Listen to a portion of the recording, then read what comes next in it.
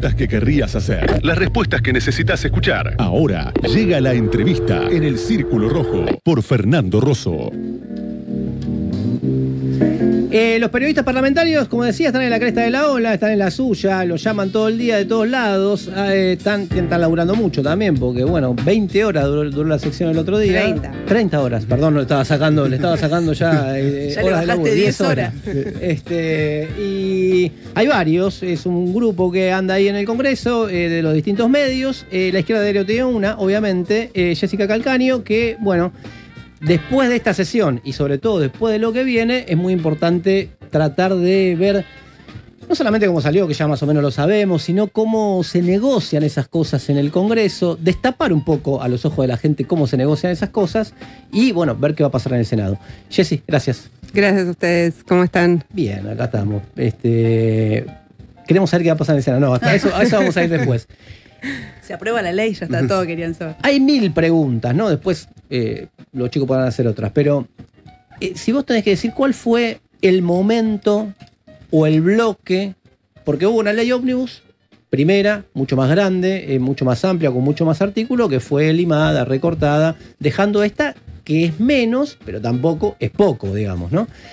¿Qué fue lo que le hizo girar y si hubo algún bloque, figura clave que diga, bueno, de aquellos números, de aquella famosa sesión que el ex jefe del bloque de La Libertad Avanza levantó así al último momento, Sago, que dijo, bueno, estamos perdiendo toda la votación en particular, a esto para que, bueno, tenga estos números que en términos políticos y de números fueron bastante holgados para el gobierno, ¿no? Sí, bastante bien. Los números que consiguió fueron parecidos a los que había conseguido en la votación en general en febrero. Claro. 144 en febrero, ahora 142 en lo que es la ley ómnibus. Y mira, yo creo que todo el proceso en febrero fue muy tortuoso. Estaban de alguna manera todos los bloques ya como muy agotados porque no había interlocutor en el gobierno. O sea, era medio una armada Brancaleone que el gobierno que no tenía, o sea, decía una cosa un día, el otro día cambiaba, entonces claro. Como que... Y un poco creo que tomaron la lección de lo que dijo Pichetto en la sesión, al recinto se viene a ganar, y vienen haciendo una negociación de febrero a esta parte sistemática, para poder llegar, aparte lo hicieron artículo por artículo, no avanzaban en la negociación, sino iban cerrando cuestiones, claro.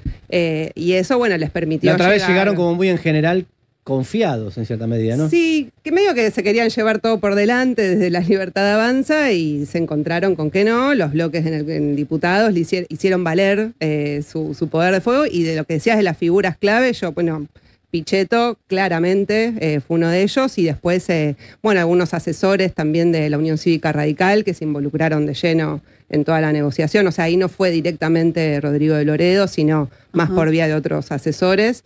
Pero bueno, Pichetto, Monzó, Massot fueron muy importantes también para llegar a esta Y ahí sesión. La negociación es Guillermo Francos. Esta cuestión que tiene que ver estrictamente con la política, pero hace cómo es la política por arriba, ¿no? Es Guillermo Francos hablando con los gobernadores y los gobernadores diciendo, ¿ustedes votan así? ¿O hay también por abajo enviados porque puede haber diputados díscolos? No, hay por abajo, Guillermo Francos sí fue clave, pero está José Rolandi, que estuvo casi toda la sesión, te diría, o sobre todo el martes. ¿Quién es? Es el segundo de Pose, que es el jefe de gabinete de Milei, y es del directorio de YPF, de los que se acaban de perdón, de subir al que Cristian Castillo le dijo, de acá arriba cobra 70 palitos. $72.000 de motivos tiene para negociar bien. Así es. Él estuvo en todo el proceso, de hecho también fue a exponer al Congreso, todo, pero fue parte clave de toda la negociación y de alguna manera el interlocutor que decía esto sí, esto no, hasta acá podemos negociar, ahí jugó su rol también. Y Manes se abstuvo. Estamos hablando del bloque radical, ¿no? Sí. El bloque de Manes se abstuvo. Uno hubiese pensado al principio que tendría que haber votado en contra. ¿Eso es un signo para su bloque? ¿Qué significa esa abstención? Y bueno, hay un poco una incógnita con Manes. Había un comentario ahí por los pasillos y siempre cae bien parado. Yo creo que ahí, hubo un poco como estaba bastante cerrado el acuerdo con los radicales adentro, primó mucho la disciplina partidaria, entonces, bueno, para no sumar a los votos en contra, dijeron, bueno, para expresar nuestra disidencia, vamos por la abstención esta vez, pero primó mucho la disciplina. No había buenas caras en el radicalismo en algunos sectores que no estaban muy conformes con varios puntos de la ley, pero así todo se disciplinaron y aportaron buena parte de lo que es su bloque, que es de 34, aportaron bastante. ¿Y cuánto hay no cuánto hay de verdad? Porque, digamos, es una excusa, no, es una excusa política, es un argumento político insostenible desde un punto de vista, ¿no? Pero, ¿cuánto puede haber hacia futuro de esa idea que decían, bueno, mira, te vamos a votar esto, pero es la primera y la última, y después vamos a empezar un proceso de diferenciación porque no queremos, si se quiere, acompañarte a lo que hagas, pero no queríamos quedar, estamos hablando de los bloques dialoguistas siempre, ¿no? Después vamos a hablar de los otros, pero no queríamos quedar como que trabábamos todo y que Milei tenga la excusa de que por culpa nuestra no pudo gobernar. Y pasa que creo que ahí hay un tema que es que el discurso de los bloques colaboracionistas, UCR, Pichetto, es esto de, bueno, darle las herramientas al gobierno. Ahora, la verdad es que es una ley que es bastante más que eso. Porque contiene muchos cambios estructurales en el mediano y en el largo plazo, digo, en cuanto a energía y el problema de cómo impactan en las tarifas, reforma laboral, la eliminación de la moratoria previsional es casi una reforma previsional en los hechos, porque eleva la edad de jubilación para la mayoría de las mujeres. Entonces yo creo que ese es el discurso hacia afuera. Ahora, son bloques que tenían intenciones de avanzar con este plan hace rato, no les había dado la relación de fuerzas y hoy yo creo que aprovechan de alguna manera el clima que hay con el gobierno de Milei para tratar de avanzar. De hecho, ellos ya tenían proyectos presentados al respecto de reforma laboral, declarar la educación servicio esencial, que no se incluyó en esta versión, pero va a volver permanentemente. Así que sí, creo que hay un poco de eso. Puede ser que en otros temas, depende que sea, ahora están intentando que se debate un poco lo del presupuesto de las universidades, pero es un poco lo que decías antes de Milei, o sea, bueno, te saco todo y después te vuelvo algo, es un poco la misma dinámica en esos bloques. Hubo y algo que pueda llegar a anunciar de lo que puede pasar en el Senado, hubo un grupo de diputados pertenecientes formalmente a Unión por la Patria, de las provincias mineras que sumaron sus votos para esta ley, ¿no? Sí, lo sumaron en lo que es el régimen de incentivo a las grandes inversiones, que es, tiene muchísimos beneficios a sectores empresariales, los más beneficiados, petróleo, economía del conocimiento y minería, también es parte de ellos, le da estabilidad hasta el 2038, bueno, ahí aportaron los de San Juan y los de Catamarca, ambos por diputados de su propio espacio, dicen, y bueno, tenían intereses por la actividad minera, reconocido que es así, digamos. Como justificando, tipo, es entendible. Sí, trataron de minimizarlo, yo creo que los tomó, les generó bastante ruido, eso, y también les generó ruido lo del tabaco. Claro. Fueron como dos discusiones donde se notó el lobby empresarial, con dos temas y que eso hizo que haya matices, diferencias.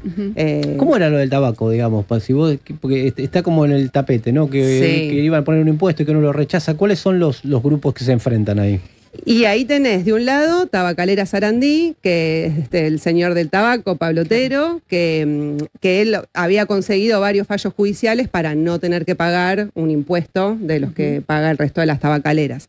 Y ese sector es el que más ligado está de alguna manera al PRO, pero yo creo que la votación del otro día mostró que Otero tiene vínculos con todos los bloques, claro. Inclusive con el propio peronismo también, que votó todo dividido. Sí. Ahí. Tolosa Paz votó, eso me acuerdo que votó afirmativo. Sí, así es, votó para que se incorpore, otro sector pero en contra de Otero. Claro, en contra de Otero. Otro sector se abstuvo, que ahí es donde quizás hay que mirar un poco, y otro sector se ausentó directamente, incluyendo el presidente del Bloque Unión por la Patria, Germán Martínez, que no estuvo, se ausentó. Claro. Que eso es medio una táctica que usan muchas veces para no tener que pronunciarse, bueno, de repente desaparecen y no quedan pegados a ninguno de los bandos. Claro. Y cuando... perdón. Estamos conversando con Jessica Calcaño, ella es acreditada en el Congreso por la Izquierda Diario, y bueno, de lo que pasó en esta mega sesión que hubo, porque aprobó la ley Ómnibus. la ley bases, en realidad, la ley pasta base, estuvo bien Tailade ahí, hay que decir, ¿verdad? Que creo que fue el que lo inventó, la ley pasta base, y de lo que va a pasar en el Senado. Celes. No, estaba pensando en esto que decías, ¿no? De todo. ¿Lemoyne se droga? No. No. La pregunta, viste, profunda. No, estaba pensando en este choque como de intereses, ¿no? De los grupos que funcionan en el Congreso, que están por un lado, bueno, las empresas obviamente, están los gobernadores, también está esto que decías de la disciplina partidaria.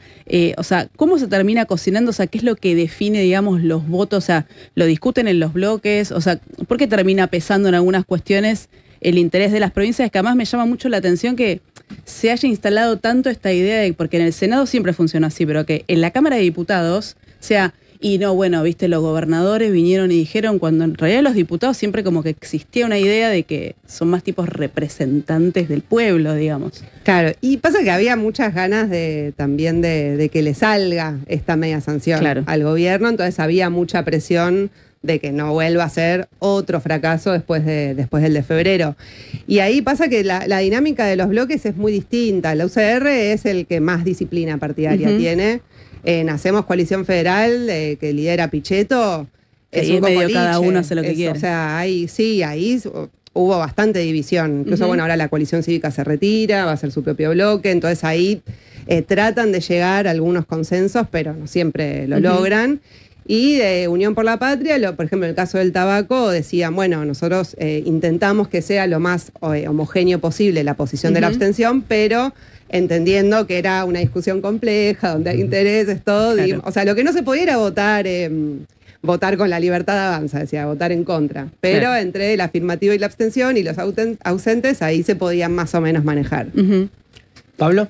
No, justamente por lo de Tabacalera, Sarandí y el señor Otero, operaron desde la antigua o de la primera ley base varios lobbies empresarios. Primero, el más importante quizás fue el del agroexportador por el tema de las retenciones, también los azucareros del norte del país o los que producen biocombustibles, por la ley de biocombustible que traía modificaciones, de la pesca, el rey del tabaco, bueno, también de los petroleros.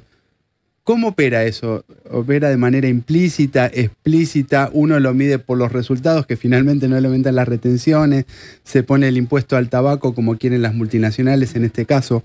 Contra el rey del tabaco. Va un tipo con una valija. Va un tipo con una valija. ¿Cómo se vive eso? ¿Cómo se percibe? La valija no la vi, por lo menos todavía bueno. no vi, pero creo que hay una parte que tiene que ver con el financiamiento de las campañas electorales, ¿no? O sea, donde ahí también operan mucho los distintos grupos económicos y después quieren hacer valer lo que gastaron, digamos, en presupuesto. Claro.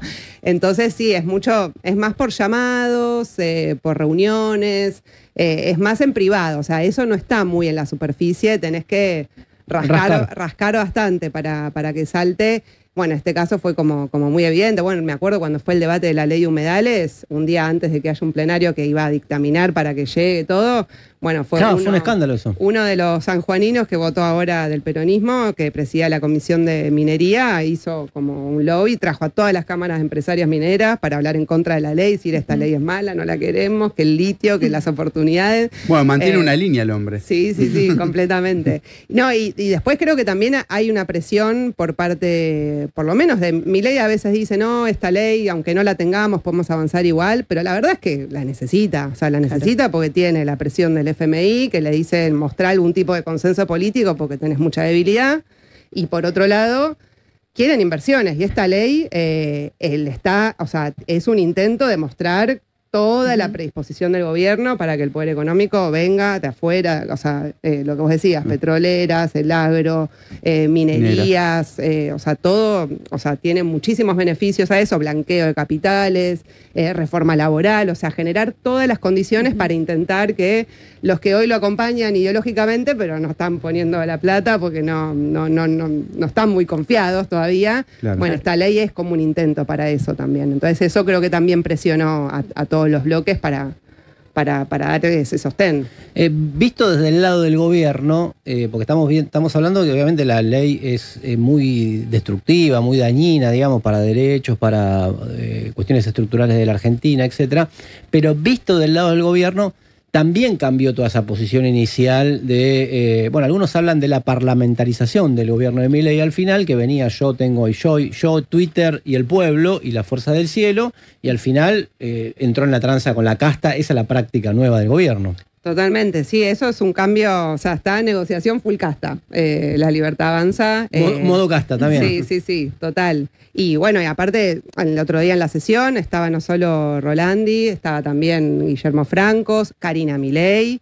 De hecho, Karina Milei estuvo en el palco un buen rato, después se fue a juntar con Villarroel para ya empezar a planificar un poco la estrategia para el Senado, que la tiene más complicada. Aparte, Karina Milei y Villarroel tampoco es que... Se llevan bárbaros, sí. Se llevan bárbaros, entonces ahí tienen un desafío, pero, o sea, había un interés del gobierno y de que se involucró más seriamente. O sea, en febrero, nada que ver, era como les decía, que fue, un día una cosa, otro día otra, era como que estaba todo muy atado con alambres, era como una crisis permanente en el Congreso, porque cada 5 minutos cambiaba la información, y esta vez se notó que lo hicieron, que estaba todo como mucho más prolijos. Sí.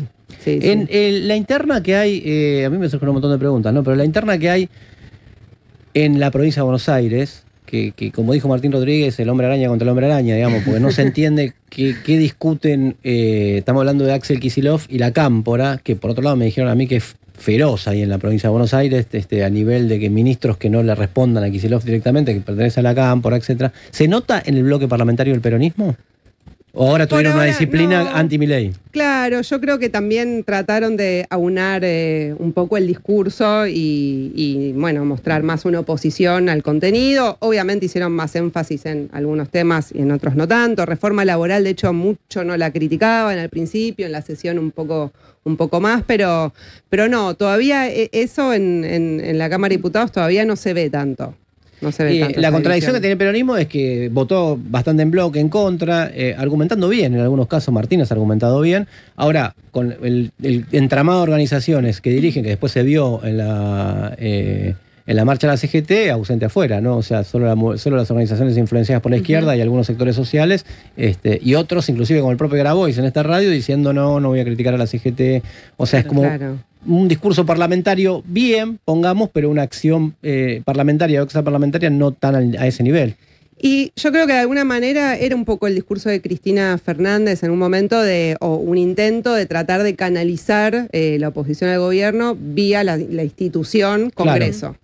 Como que cómo se pueda destacar Unión por la Patria como oposición, tiene que ser esa vía, y no, la calle no es el lugar.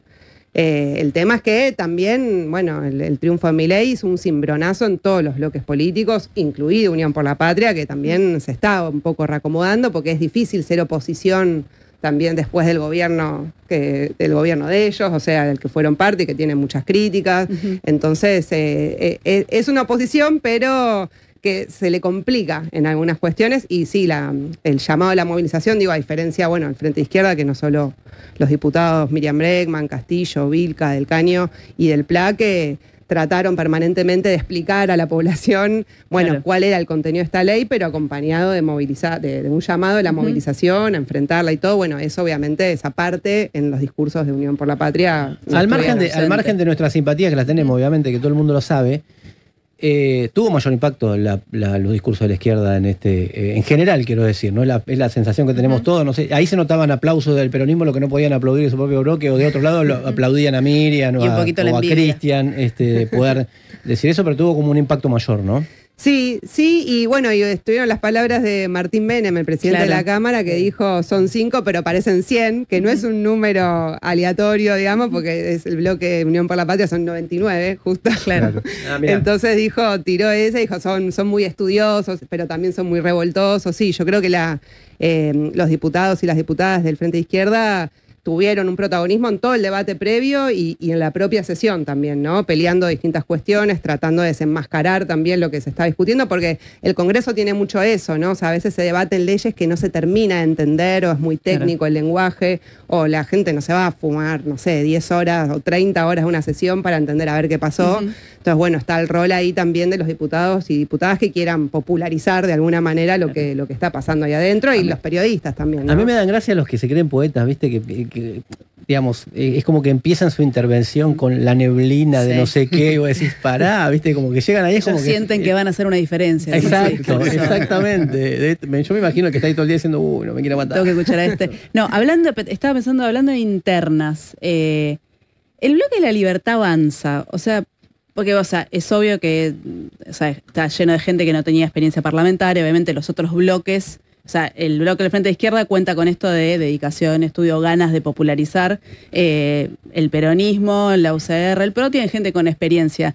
La Libertad avanza, o sea, si dependiera del bloque parlamentario, o sea, ¿hacia dónde irían?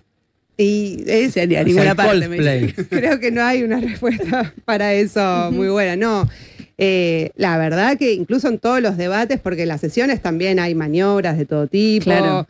En eso, o sea, lo salva Pichetto. De hecho, toda la sesión, bueno, los periodistas estamos en uno de los palcos y veías que las señas eran entre Pichetto y Martín Menem. Claro. Esto sí, esto no, ahora Mirá. abrimos negociación, o Mazot, que por ahí era el que iba y articulaba si había que hacer alguna modificación, como lo del monotributo, que le pidió el cuarto intermedio, y después tienen a Silvia Lospenato, que es casi que es como la secretaria parlamentaria, podríamos decir, de Martín Menem. ¿Ahora asumió en alguna tercera presidencia? Sí, la vicepresidencia tercera. Sí, porque de hecho estuvo contó, en algunos intervalos. Me chusmearon que tiene una inquina con la izquierda muy en particular. Como que siempre quiere joder de alguna forma a los diputados de izquierda. ¿No? Es mutua, Silvia, está bien. Ahora se va a encargar Celeste de ella, pero un poquito de ella, no de ella. Bueno, pero la moratoria jubilatoria, la eliminación, que bueno, era mucho, Miriam decía, bueno, las que se decían sororas o feministas que vayan a votar esto, bueno, Lospenato se ausentó. Está bien. Fue una de las que se ve que le tocó un poco el discurso de la izquierda porque no quiso poner el voto. Bien, vamos a los bifes. Estamos conversando con Jessica Calcaño, que es acreditada en el Congreso por la Izquierda Diario, de lo que cruzó durante toda esta semana, que es la sesión de la Cámara de Diputados y lo que va al Senado. ¿Qué va a pasar en el Senado? Y hay viste que el Senado es como más hermético siempre, y creo que se añade lo que hablábamos antes, de que hay una relación más tensa entre Villarruel y Milei, Karina Milei, que bueno, Villarruel va a ser la encargada de conducir de alguna manera todo eso. En el caso de diputados fue muy distinto porque Martín Menem es del círculo de Karina Milei. Claro. Karina Milei, Lule Menem, etc. Claro, y tienen ahí además un problema adicional, que es que no tienen un Pichetto, un Mazot, o sea, no tienen alguien que pueda articular en esa negociación como lo tenían en la Cámara de Diputados. Después ahí hay varias incógnitas. O sea, al día de hoy nadie asegura que se tienen los números, porque ahí, bueno, no hay una incógnita que es el radicalismo, que ahí está Martín Lustó, que ya votó rechazar el DNU en su momento, con otro diputado de la Unión Cívica Radical. Y ahora en esta sesión de ley ómnibus, de alguna manera promovió un poco la abstención de ese sector como más díscolo. O sea, que las abstenciones pueden complicar también al gobierno. O sea, porque puede juntar algunos, todo, pero si se le restan... Aparte ahí tiene un bloque mucho más chico. 7 son. La Libertad Avanza son 7 nada más. 33 peronistas. Sí, 13 radicales, unos 6 del PRO, y después son otros que eran parte de Juntos por el Cambio, pero están en bloques provinciales. Está, bueno, Cuéllar, Espínola, que están con Vigo, la Cordobesa. Bueno, ahí hay como varios bloques así como que se fueron separando, que son más chiquitos.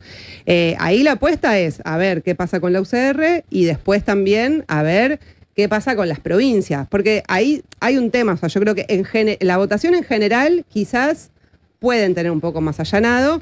El problema son puntos críticos como ganancias, donde ahí no es por color político, es por geografía. Las provincias del norte quieren las ganancias a full por la coparticipación. Los patagónicos de todos los bloques dicen no, porque ahí tocas a mis votantes. Claro. Que son los laburantes petroleros. Gente que tiene un costo de vida más alto y por lo tanto salarios más altos. Ese es un punto bastante crítico que tiene el gobierno y que no es menor para lo que es el paquete fiscal, que es parte de la negociación con los gobernadores, también para garantizarse los votos. Y después hay algunos debates en cuanto al blanqueo, este régimen de grandes inversiones, que que bueno, ahí hay muchas críticas de que fomenta el lavado de activos porque no se pregunta por el origen de los fondos, entonces hay ahí como un tema de si hay modificaciones o si tienen los votos para todo, así que hay una cosa es la general y otra cosa es la particular, y yo creo que el gobierno necesita tratar de salir con algo lo antes posible y tener más cerrada la negociación como diputados, y no es igual, no es igual. La conformación de los bloques no es en espejo. Hay gobernadores que no todos los senadores les responden directamente. Hay algunos que ponen por ahí un poquito en cada lado. Sí, ahí está más complicado con los bloques provinciales. Y Villarroel con su propio rol también, ¿no? Sí, claro. Está como más abierto, es verdad. Sí. Pablo, te dejo la última voz. No, una cuestión en relación a esto, más para preguntarte sobre técnica parlamentaria. ¿Qué implicaría, por ejemplo, que se rechace en el Senado el impuesto a las ganancias o algún otro aspecto particular?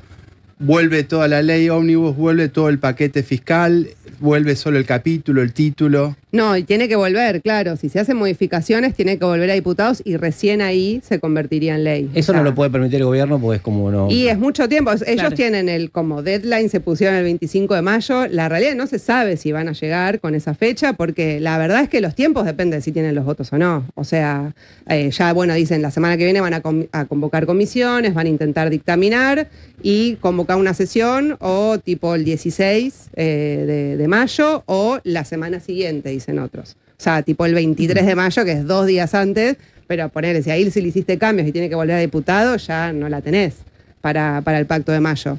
Pero sí, si le hacen cambios, tendría que volver, y ya es un comentario que, por lo menos en diputados, dije, bueno, sos acá. Ahora que labura el Senado. Ahora que labura el Senado.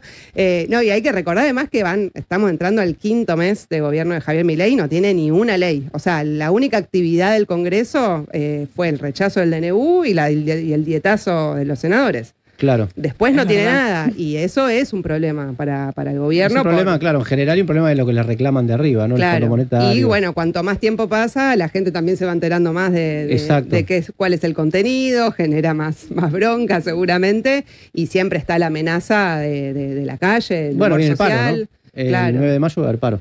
Hay que ver qué repercusión tiene. Te comprometemos para cuando esté en el Senado, charlamos, te hacemos un llamadito y vemos qué pasa. Escuchaban a Jessica Calcaño, ella es acreditada en el Congreso, trabaja en Diputados TV aparte también, así que conoce ese mundo, porque bueno, el centro de la política nacional pasa por el Congreso, por lo menos por ahora, y así va a ser en las próximas semanas. Jessy, gracias. A ustedes, nos vemos. Seguimos hasta las 12.